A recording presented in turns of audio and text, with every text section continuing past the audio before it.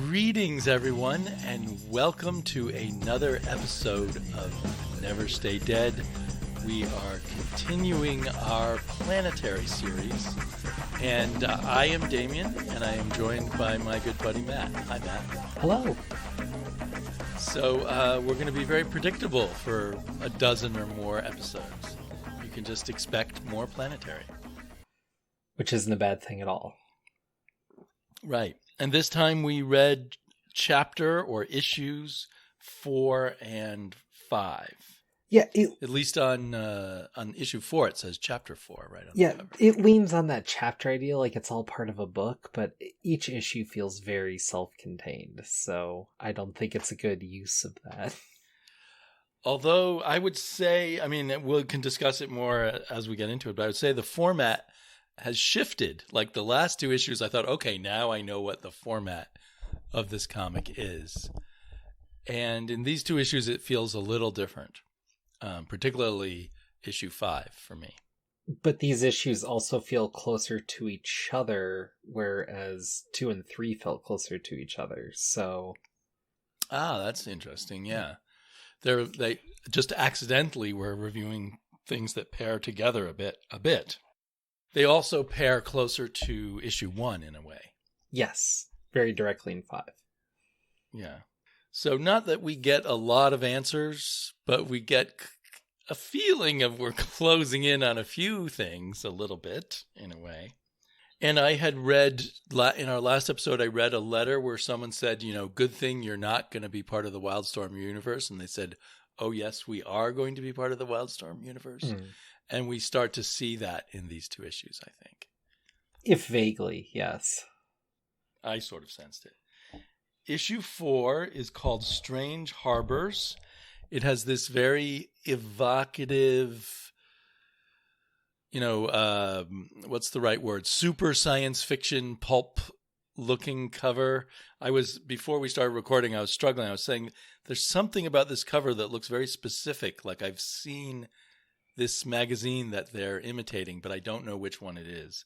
And it's been so long. And I couldn't find anything on the web about it in my cursory look. In this kind of fancy lettering, it says Planetary Magazine, a Wildstorm publication. Strange Harbours, a complete comic story by Warren Ellis, illustrated by John Cassaday. Other contributors, Laura Depuy, Al Fuchs, Ed Roeder, and John Layman. And we know John Layman, who's now famous as, or well known as a writer, was the editor.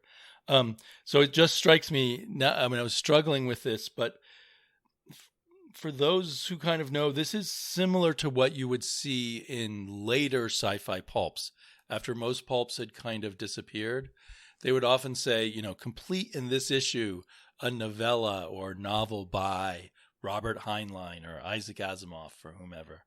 So it kind of evokes that kind of pulp feeling, I think.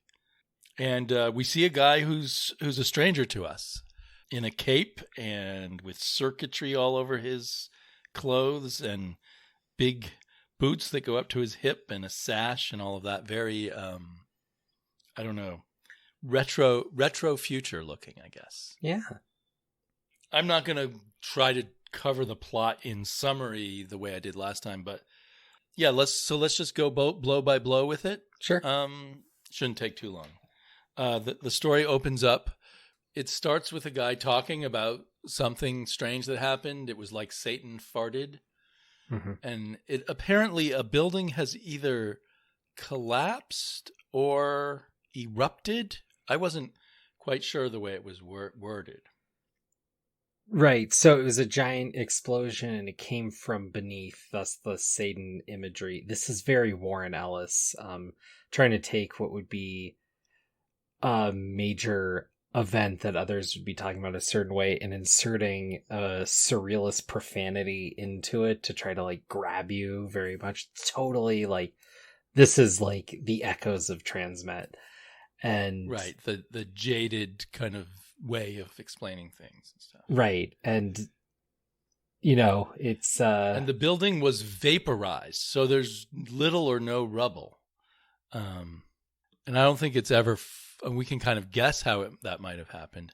And it turns out that there's someone who just is in the building next door who, as far as we know, is just a witness who is sort of telling this person who works for another company what happened. I guess maybe it was their building that exploded or vaporized. I'm not. Well, he was close by. He was a witness.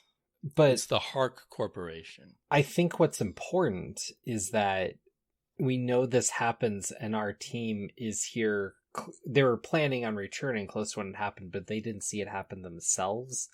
This idea, because a big idea in this comic that we'll see coming up quickly is that Snow in particular is complaining about them always kind of showing up after the fact rather than dealing with things as they happen. True. But this Wilder person who's interviewing this guy in this building is nothing to do with Planetary. Right. He's an agent of the Hark Corporation. Right. And Hark is their Fu Manchu substitute from issue 1. Yes. And later we learn that he's dead, but his daughter runs the company. Mm-hmm. And I think Fu Manchu would have an evil daughter who would seduce men and stuff back in the very tasteless pulps that he once appeared in. Are you familiar with the character Fu Manchu? I am, yes. I studied him extensively for Asian history in college. Oh, really? Wow. Then maybe you know more than I do. I mean, not a ton. I mean, it was cursory and overglance. If you actually read the stuff, I wasn't able to get my hands on in college. You're right, that's there, but I think this theme of the idea that things happen and the people that know about it or how to deal with it come in after, because they're globetrotting and they're not there, but the locals see it, but the locals won't have the context to fully understand it, or they might not mention certain details. And so that was kind of playing through my head this entire time for the way it's set up. So I believe that's very intentional. True. But the opening sequence of the book is not about those people. Right. We later learn they are dealing with this vaporized building in their own Planetary kind of way. But our hero is reporting back to his boss, Miss Hark, and then he sees a mugging and he decides to interfere, and he punches the mugger and then chases after him, and the mugger runs into the site, which is all covered up with tarps, where the building has vaporized. And then that's where things get really weird. He runs in after the mugger, and there's a bunch of people in those white, whatchamacallem, clean suits, mm-hmm. plus the 3 members of Planetary who are not in clean suits. Right. And he just continues running across the scene where they're unearthing some strange artifact that was been revealed by the explosion. And he just runs right across the artifact and must step on it just the right way and finds himself transported to somewhere else. Right. Which we later learn is what would you call it? A shift ship? I forget the proper name. It's a spaceship-like vehicle that travels between universes through the bleed, mm-hmm. which is the term for the space between universes that we know from Authority. Mm-hmm. Authority or does Stormwatch have it too? Yes. A ship that travels in the bleed. I forget if Stormwatch has a ship that travels in the bleed, or if they deal with it as. I don't think they deal with it as directly as Authority, but I could be wrong. Okay, It's been a while. I don't know enough about Wildstorm or remember enough. I honestly haven't read a ton of Stormwatch, so that's a little pushing past my boundaries. I just remember reading about the bleed in Authority / Stormwatch comics, and I'm not sure which. Right. So we kind of don't see what happens to him, and we don't even know immediately in this weird place that we see him that it is a spaceship. We learn that a little later. Yeah, it looks like this fantastic kind of Shangri-La place. Right. Yeah, like some kind of Art Nouveau paradise palace or something. Yeah. And then we get a brief bit of the Planetary characters complaining about each other, and where we learn about Snow complaining. They always come after something happens, and they're just observers. It says, do we ever get to see anything when it happens instead of mopping up after or digging it up? Of course, they actually did see things when they were happening in the previous issue, with the ghost cop. And then the building god. Oh, right. And the building god that appeared in front of them. That was pretty big. Right. Literally and figuratively.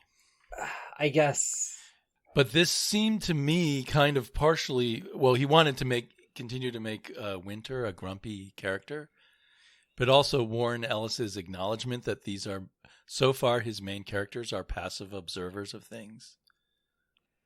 Right. I think it's a call to kind of the mystery and the build more so. So in contrast to the last issue, which does make that more interesting and almost kind of a foible in the storytelling, this idea that they're supposed to be archaeologists of the unknown. That was the tagline. Right. So they should be digging up things themselves. Right. But then they would only ever be seeing things past.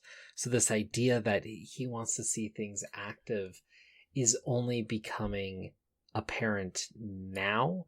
And we see this thread carry through into the next issue.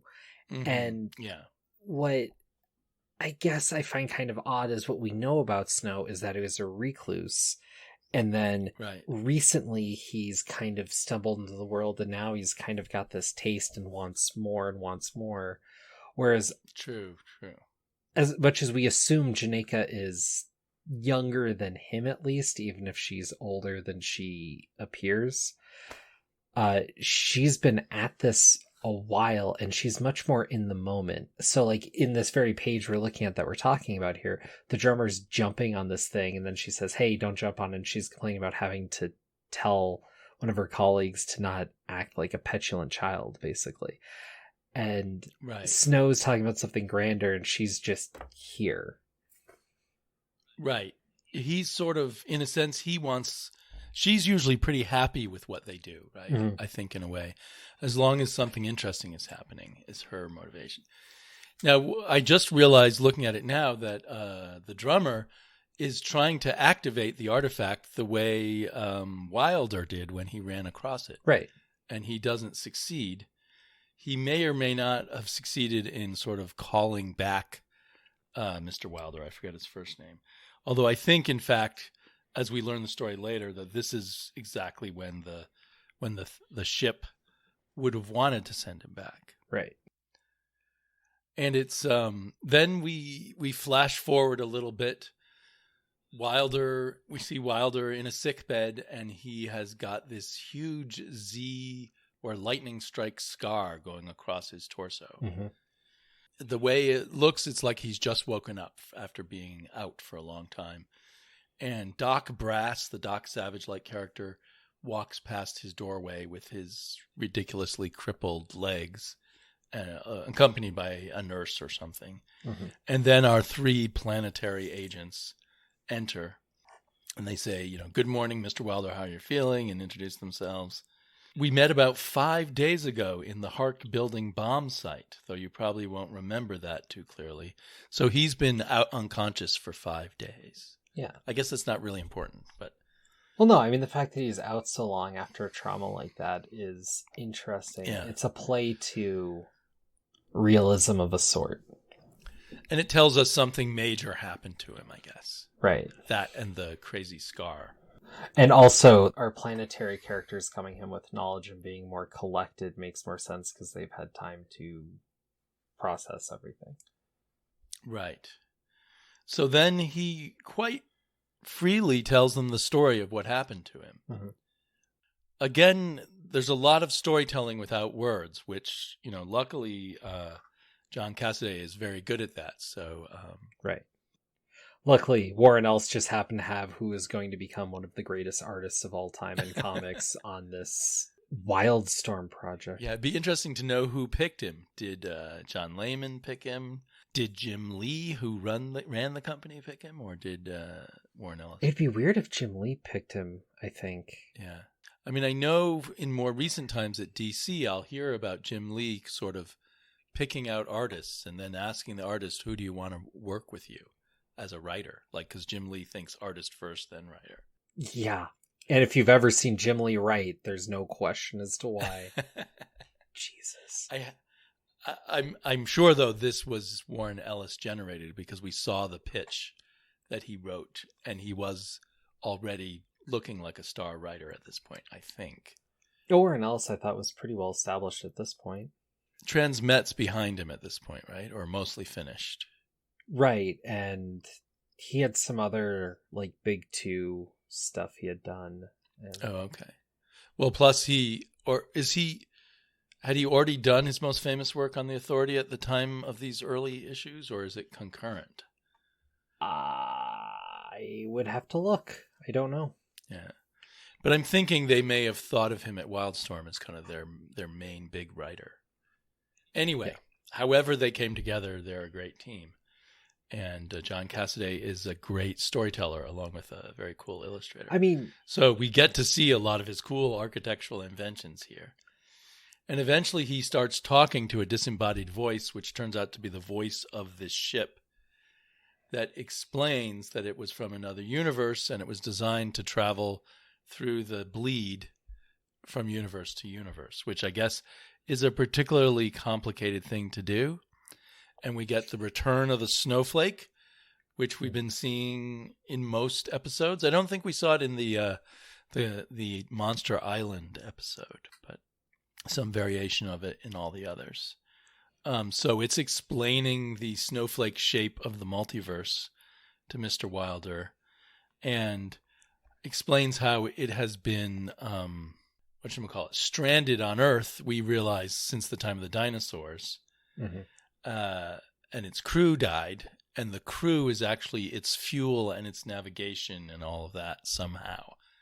Maybe in a sense it's fueled on human imagination or sentient imagination. I hope I'm not in the fuel department, you know.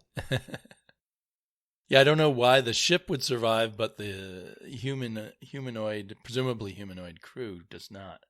You could interpret this. There's a huge a single splash page of the spaceship crashing down during dinosaur times. One could think that this could be the extinction event of the dinosaurs, the crashing of the spaceship. Right. Yes, I very much took that. And so the spaceship, I keep calling it a spaceship, but it's a bleed ship or something. Whatever. The spaceship has now been buried under the earth, waiting for someone to step on that stone so that it can recruit a new crew. So it's been, I think the last dinosaurs were 10 million years ago or something. It's been waiting a long time. Yeah. Well, crocodiles are still around, so, you know. Well, yeah. I don't know if they're directly related to dinosaurs. I think the closest relative to the dinosaur is the chicken. Well, I mean, I forget if his alligators or crocodiles were around then as well. So it wants to go home and it wants his help. And I guess he agrees to helping it. I don't really know why. Just because it's so wonderful, I guess. I mean, why not? And so that is apparently why he has this giant Z on his chest. Well, it's a lightning bolt. Because the lightning bolt imagery is present throughout the entire issue. And then he asked them, hey, do you want to go see the ship? Because apparently, the ship was not revealed, just one of its stones that it uses to transport people to it. So I'm not sure where the ship is located. And so then he just turns into the guy from the cover, the sort of retro-futuristic. Right. He reminds me a little bit of like people on Krypton or something in some Superman kind of drawings. Not Captain Marvel. Well, I can see the Captain Marvel comparison, and there is the lightning bolt on his chest, so that is Captain Marvel-ish, isn't it? Also, transformation. Also what? The transformation from human to superhero with, yeah. Right. The lightning bolt scar on his torso starts glowing. And he transforms. I don't know if he knew he could do that all along. And he says, just take my hands. And I guess they all hold his hands. We don't see that part. And now they're in this beautiful interior of the spaceship, which has dolphins and other animals inside. And bridges and archways. And it's hard to understand why a spaceship would be like that. Have you not seen Star Trek? You have to transport whales and dolphins all the time. Ah, true. No, I mean, why it would be designed like some super futuristic Well, it seems like a nature preserve almost, though. It's like a nature preserve / palace, perhaps. I hear you a lot in this issue asking why, like motivations, why is nature here and whatnot. Right. And something that I've been gleaming, particularly through Janika, is the sense of the reason why anyone is here, the reason anyone's dealing with all of this nonsense is for the sheer sake of wonder. Yes. It's seeking the beautiful, it's seeking the strange, it's seeking the edges. For the sake of doing it, that is the why. There's the famous expression that is used all the time in science fiction, the sense of wonder, that some people just read science fiction for the sense of wonder it gives you. And yeah, Jaquita says, these are the moments I live for. I put up with all the other crap just to get seconds like this. The moments when you know the world's a better place than advertised. And that may be the entirety of Jaquita's motivation. I mean, we don't know, but it seems very strong aspect of her that we've seen from the beginning. It's the entirety of the motivation that's been presented to us thus far. It's not saying there can't be any more depth to the character, and I'm sure we'll get there, but for what's on the face, that's what we got. We've kind of been given hint, she has so much power and invulnerability that maybe that makes life seem boring to her, that there aren't things at stake for her the way there are for the average person. Well, anyway, that's one guess as to why she needs this kind of, or particularly loves this kind of stimulation. Well, to me, I don't, because I hear this, and I hear this with other characters, people questioning motivations. Why would you do this sort of stuff? Yet at the same time, like, I don't know, there's daredevils out there. Or if you've ever seen any arc of Doctor Who, like once you get sucked in, like, why wouldn't you keep seeking that? Like, once you get a taste of anything like that. Right. You just would want more. Well, yeah, because... Or you would run home scared and hide under your bed for the next 3 years, depending on your way of looking at the world. In a universe with more possibilities, the sense I'm getting is it's more akin to like wanderlust. Like, what else is out there? It's just curiosity manifesting in another form. And But your wanderlust could be greater if you're invulnerable, because you don't have a sense of risk. I can go see, these dangerous animals in Africa and stare at them and wonder and not worry that they will be able to tear me from piece to piece or something. We could. I just haven't seen anything in the character to warrant anything like that. I mean, that's what keeps me from hang gliding. I would love to go hang gliding, but I've also heard it's like one of the most dangerous things to do. If it flips over, you die. Well, don't flip then. Just go. Oh, yeah. Anyway, I found it odd, actually, that they were there for a while, and then actually they seemed pretty eager to leave. Especially Winter, I guess. It's just like, we did our job, let's go home. Well, Winter's the curmudgeon. And the guy asks if they will help him, because he needs to recruit, 6 other people, or a total of 6 people? Mm-hmm. Back to the Captain Marvel. To be the rest of the crew, the Marvel family of the ship, perhaps, so that the ship can then go home. And they say, and this is kind of drawn out, and eventually Winter has to say, well, what's our answer to this? And they say, well, I'm sorry, but Planetary only has an investigative mandate. And then sort of the finale of the issue is where Winter sort of intervenes and says, we will be delighted to provide you with whatever you need. And he's made the decision that Planetary will help out Mr. Wilder to find the rest of the crew for his new project of helping this alien sentient ship get back home. Which, I don't know. Yeah, that was... And then the issue just kind of ends. And what hit me the most about this issue, though, is the drummer only has one moment, and then he's just floating in the background. They mentioned that he was recording the information that they saw when they were inside the ship. Right. So he's like the human tricorder, like in Star Trek or something, recording all the information. So that gives a sense that he has more of a role. What Winter's role is, Jaquita's the muscle, the drummer is the info guy, either getting info or taking in info. So it's one of his first moments of doing something not passive, something more active. Right, which is going to tie directly to the next issue. Though, I have to say overall, I think this is my least favorite issue thus far. It felt like it just kind of happened. Well, to me, it's the issue that least felt like a self-contained short story. Mm-hmm. And one of the pleasures of this Planetary so far, anyway, has been that sense of, well, we do have a continuing story, but the main point of each issue is the short story. Right. We did kind of have the story told at a distance of this ship, but there wasn't a whole lot of information. It felt like this was the first issue in a whole series about this guy Wilder trying to find a crew for this ship. And maybe we'll come back to Wilder. Maybe everyone in Planetary will turn out to be part of the crew someday. I don't think so, but that was a thought that passed through my head. I think we need a few more.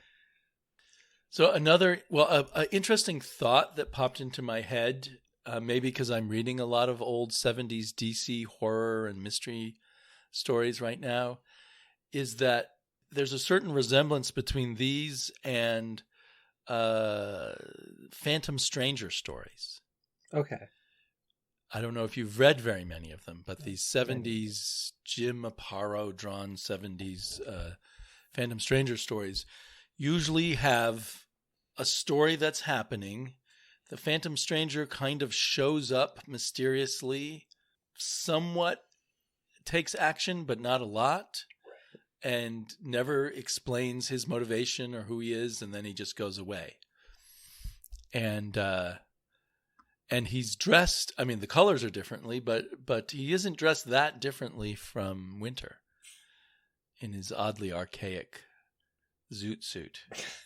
Well, I mean, Phantom Stranger kind of is playing on a lot of the Mayu that Planetary is playing in as well, because Planetary is more interested in pulp than it is in superhero lore, and Phantom Stranger is more a boogeyman and pulpish character than he is really a superhero one. He was an interesting throwback in a lot of ways, though throwback in the 70s, so now that feels archaic. At least back then in the 70s, I think they were trying to take elements of, the old-fashioned one-and-done mystery stories and try to connect them together a little bit with a mysterious stranger who shows up in each one. It's almost like Rod Serling showing up in the Twilight Zone, but then taking a slightly more active role in the weird story of the week before he moves on, without fully explaining to anyone he meets why he is there. Right. Which is something that I think can be fun, but like in the recent What If series that was put out by Marvel, instead of just letting each one be its own thing, they felt the need to connect them and then have larger stories. Oh, are you talking about the TV show? Right, where it all came together. Yeah. So in the end, there was kind of a purpose in the Watcher showing us all these stories because he was going to gather together all those people. Yeah, what a boner. There was no need for that. Well, it's that need to, but we may find this in Planetary, right? It's this need to pull it all together in the end and say that you've done your Hollywood ending. Well, in Planetary, it's implicit from the beginning, right? And I think there's a need for that because we're following these characters and there's something grander going on. But it's going to be written to me very much in the vein of how I digested a lot of anime, where you go through the first half or the first season, it's usually pretty episode by episode.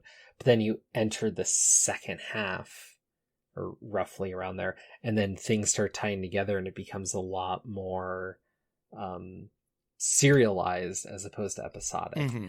And so it's really building the world before we kind of go for it and have the plot come full bore. And I'm not remembering exactly. But at least experienced readers like us even sensed from the very first issue or the second issue that probably guessed that Warren Ellis is planting seeds that will then pop up in other stories. Right. And by issue 5, which we're about to segue into, that already starts happening, right? We start connecting a lot of dots. But this issue, a little more subtly, has some dots to that first issue by the reference to Hark.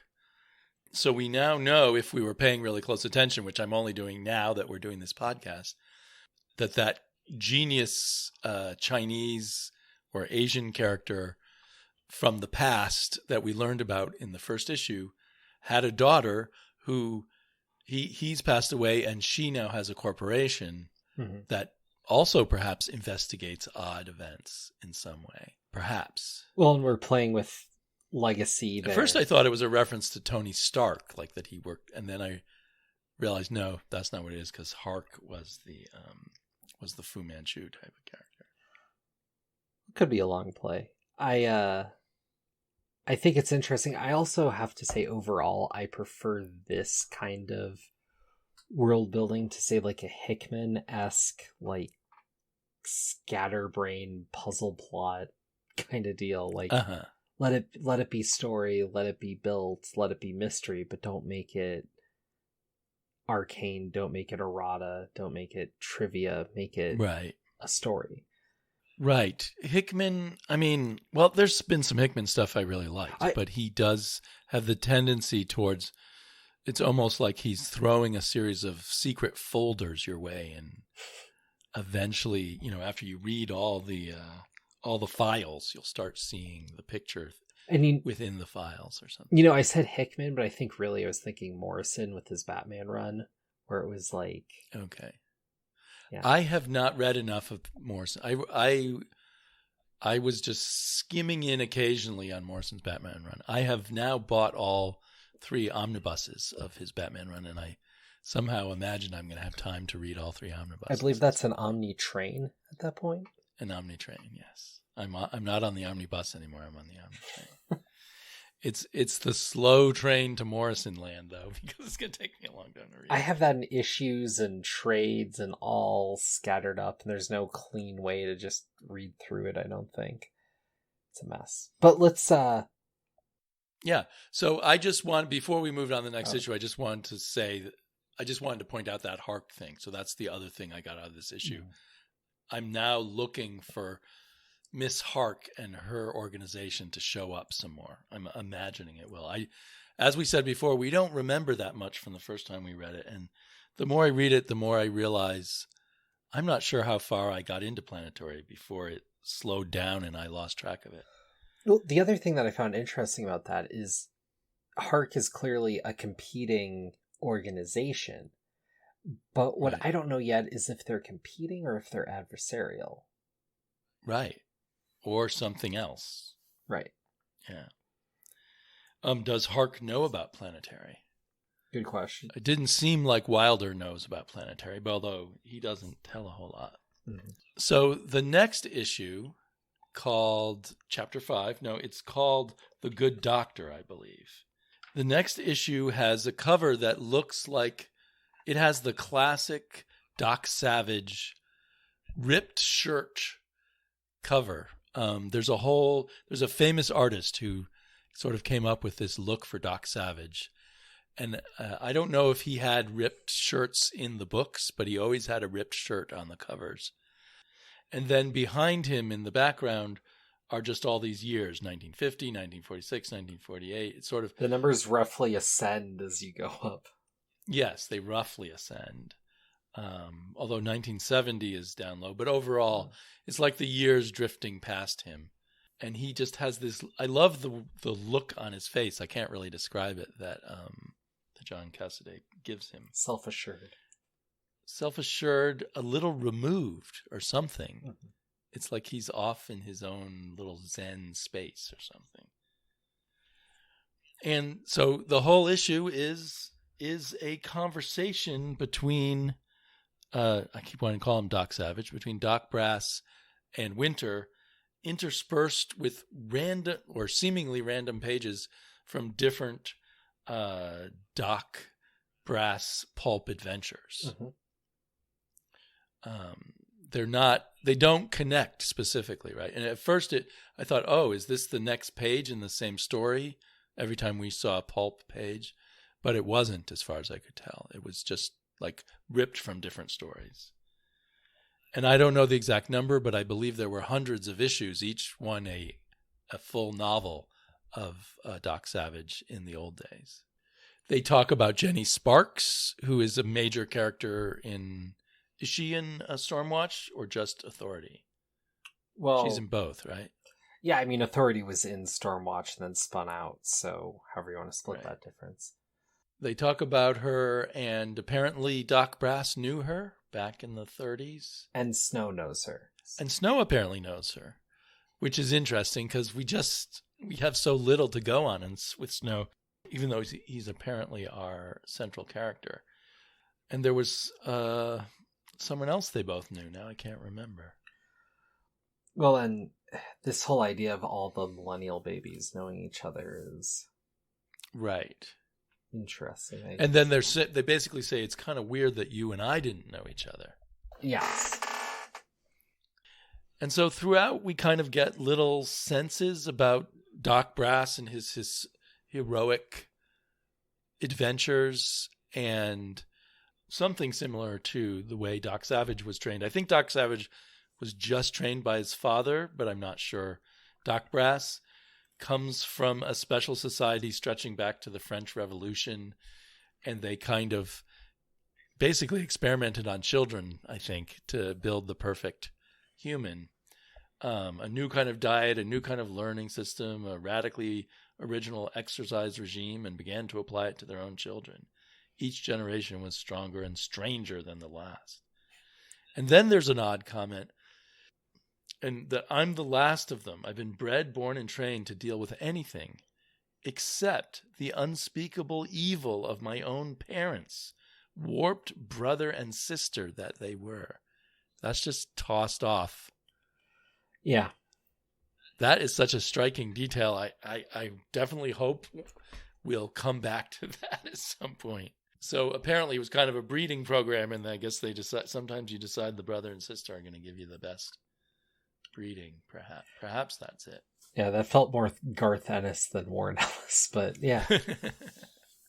Well, and that's, as far as I know, that is not what he's telling Winter, that we're seeing these scraps of his pulp adventures. Mm-hmm. But I don't know if Winter's knowledgeable of it. Mm. And I'm guessing that they did not put that into Doc Savage novels. The little bit of Doc Savage novels that I've read, he's just perfect in every way. It's a little, like, it makes you appreciate comics since Stan Lee or something, the heroes with some flaws, because he's so flawless. Right, but it was very much of that time, right? It's this idea of this flawless hero going through these trials and tribulations, but always coming out on top. It was of a time. And the pulps of that era were intended to be just pure fun, right? There wasn't supposed to be any gray area when you read them. Right, just the way Steve Ditko would have liked. Yes, exactly. Maybe he read them as a kid. I bet he did. So they look at Jenny Sparks on the TV, and then they talk about someone named John Cumberland, who they both knew. My Wildstorm knowledge is not such that I know John Cumberland. Should I know him? Have you heard that name before? No. And then they show someone who really looks like Captain Marvel. You were pointing out the Captain Marvel similarities in the previous issue, but I guess John Cumberland was a Captain Marvel type of... At least he dressed like Captain Marvel. So John Cumberland is known as the High, and he looks like a Superman character. The High? Mm-hmm. H-I-G-H? Yep. That's weird. Yeah. It looks like he was a big character, but he wasn't in anything I read, so he's in a different part of Stormwatch or something. Huh. Or somewhere else in the Wildstorm universe. But there he is. Probably in the early days of Wildstorm, they were probably just tossing off superheroes, a dime a dozen in those heady days where people were drawing any exciting superhero scene without putting too much thought into it. So apparently he had all these adventures with this Superman / Captain Marvel looking character. And we're told that he came from a parallel Earth. So we get we're almost getting hammered in these two issues with the idea of multiple Earths, I feel. Right. Oops. And we get this really cool double-page spread of Doc Brass fighting spider people down underneath. It kind of reminds me of the movie Aliens. It's a very creepy scene. And it says that the feral miscegenated neo-arachnid variants bred by the murder kernels. But apparently some of the things he was fighting were, what are they called? The demonoids, or demonoid related. Mm-hmm. Or demonites. Sorry, demonites. Yes. And demonites, you were mentioning before, something from in one of our previous discussions. Yeah, that was the big Wildcats thing. And let me find the picture so that we're both looking at the same thing. Are any of those in this? There's an illustration with Doc Brass. I keep wanting to say that. Doc Brass and a bunch of other characters fighting these lizard creatures. Yeah. Demonite soldiers. Are others of these Wildstorm characters here? Well, those are the characters that were introduced in the first issue of Planetary that were of the... Right, the group of Pulp. You're right, now that I'm looking more closely, the group of Pulp characters that we saw in the first issue. We've got Hark and Thomas Edison and a bunch of others. It's hard to remember their names because they were clearly based on like the classic Pulp heroes, like the Spider and the Spirit. Right. In fact, I think that one was called the Spider. One of them looks like the Spirit, but I think that's supposed to be the secret agent. Mm-hmm. And one is like a World War I fighter pilot. Right. It's a cool picture. I mean, another thing is the Pulp pictures. I really like the Pulp pictures that he does, that Cassaday does. I keep gushing about Cassaday. I guess I should. No, stop. It's perfectly earned. I mean, and there's another wild double-page spread of all these people who've been kind of, I don't know, melded with the pavement or something. Well, and it talks about the charnel ship. I'm not sure if that relates to the bleed or something. And they say they cannot allow the world to be this way. And Doc Brass talks about how we couldn't allow things to continue like that. That was our blessed arrogance. And now look, 1999, and everyone's still here, and the world didn't end for a lack of Axel Brass and his friends. And then Winter mentions a bunch of disasters that have happened, which I think are disasters from Authority and other Wildstorm comics. Mm-hmm. Like the center of Moscow was annihilated 3 months ago by Superman. Right, but they were stopped. Right. And somewhere in here, I don't know if I've already skipped over it. Oh, he says, the secret of the world, it's this. Save it and it'll repay you every second of every day. So he feels great having been a hero and saving the world. He's not, even though he spent 50 years by himself guarding a gate and his legs are withered chunks, mm-hmm. He seems to be very content with the role he's taken on. And Winter starts feeling more and more, I don't know, sad or glum or sorry for himself as Doc Brass talks about. Mm-hmm. How wonderful it is. And basically, Brass keeps talking about how great it was, and then Snow basically shoves off not being there by saying he was busy. Yeah, he says, you should have been with us in the 30s, Mr. Snow. I can't begin to tell you what you missed. And yet he says, I was busy, and he looks slumped over and depressed, and he's smoking a cigarette. And then they watch the sun set over the hill, which is reminiscent of the end of a lot of these issues, where they're looking over hills or over mountains, and sometimes the sun is setting or the sky is looking interesting or something. Right. So something is going on here with Winter that at the moment, with this issue, we don't really know what it is. But he's obviously unhappy with how he chose to lead his life. Well, I'm not even sure how much of his own life he remembers. Yeah, and that's going to become a bigger part. So this is leading to that. I did have that thought early on that in the first issue that he was kind of like when he threatened to kill Chiquita, that he was like a supervillain in hiding or something. I don't think that's what it turns out to be, but it feels like a possibility still. Yeah, we'll see. So, it's hard to put together what we've read in these two issues. We're moving forward, and the feeling of things being more interconnected and being interconnected to a larger current world of Wildstorm has grown a bit here. Right. These two issues to me feel like a lot of place setting, like what's going to come later is going to be better for this having been done, but these issues themselves are not particularly compelling so much in their own right. Not to say that they're boring by any means or anything, but they are quieter, more contemplative issues with less going on. This The Good Doctor issue is really just centered around a conversation, and a conversation whose exact meaning we are yet to fully comprehend. It fills in some of the blank spots on the Doc Brass character, although I kind of feel like I know the Doc Brass character better than Winter anyway, because he's so closely based on a character that I've read a little bit about in prose and a lot of Doc Savage comics in my youth.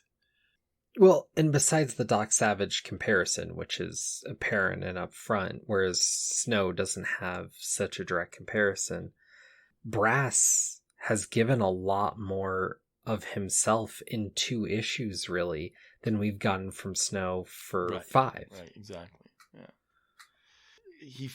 I think he feels kind of drawn to Brass, maybe because they're of the same generation, but then is less happy with himself, I guess, in comparison to Brass. Right. I enjoyed them just having this conversation because I was curious about. I was glad that we get to follow up on Doc Brass, who was this striking figure in the first issue. But at the same time, as these are less complete in and of themselves issues. But I'm still enjoying going through all this kind of slowly, so I think we'll decide for the next episode whether to cover 2 or 3 more issues. If you're reading along, which seems like a good idea since we're doing these so slowly, people should have plenty of time to dig these up and read them. We will be reading at least issues 6 and 7 and possibly 8. Yeah. Did you have... I assume we both kind of ran out of thoughts on these particular issues. Yeah, I don't think that there's a lot of interjection or introspection like we had for the prior 2, because these are very on their face. They're quieter, they're more introspective, and I don't know. They're setting up a lot, and I'm curious to see where it goes next, but I don't think there's as much to necessarily say about them. In a way, these issues are even more on the shoulders of the artist to keep us visually interesting while we're just having a lot of conversations and being told bits of information that will be useful later. We get the incredible, interiors of that spaceship, and then we get the really cool John Cassaday version of Pulp illustrations. And those illustrations are incredible, and that sepia tone, the way he molds to a different idea, it's just really cool. Yeah, I mean, another artist might have just made these illustrations kind of perfunctory and dull. Yeah, just incredible stuff. And then, he's going from that to, that landscape in that final page, and it's just an incredible amount of artwork outpouring. Yeah. And yeah, it's like... I feel almost weird how much I end up, or both of us end up praising Cassaday, but you definitely see how he became a star, a star artist. Yeah, no, I mean, there's no question. It's incredible artwork, and the fact that he's churning it out at this point in his career is just something else. Okay, well, I think we're both having a lot of fun doing this planetary thingamabob, so we will probably stay alive and come back still alive in a week or 2.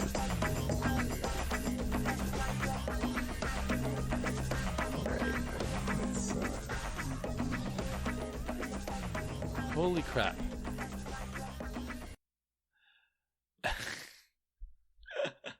There is no video. I never pressed the go live button. So hopefully our audio worked.